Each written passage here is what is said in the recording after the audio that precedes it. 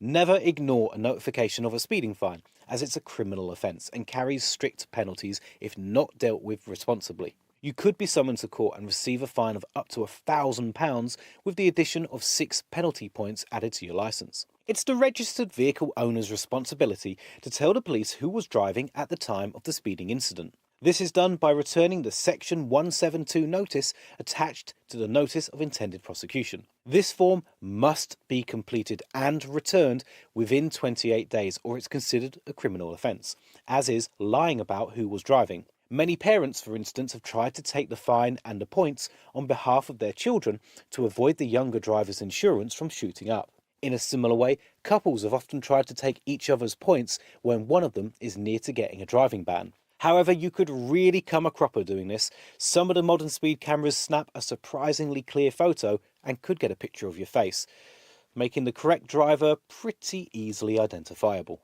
If you are the registered owner of the vehicle but were not driving at the time of the offence, you might be able to get out of a fixed penalty notice for speeding. However, you need to prove that you were not driving by filling in the Section 172 notice and telling the police who was driving.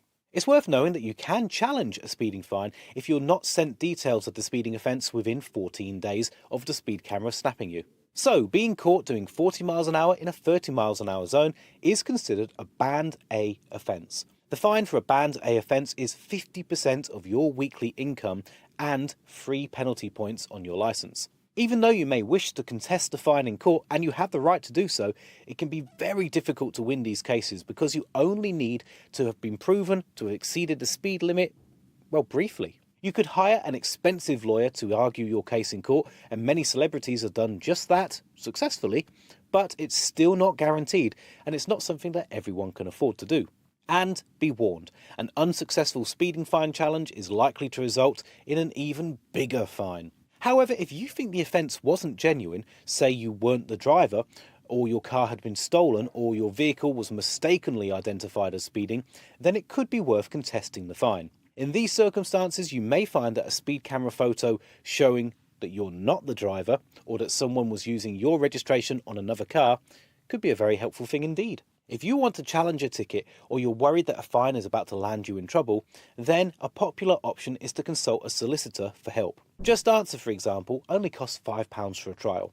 One of my colleagues managed to save over £271 on a parking ticket by using their service. I've linked that offer in the description, and if you use that, you'll also be supporting Money Nerd, so thank you.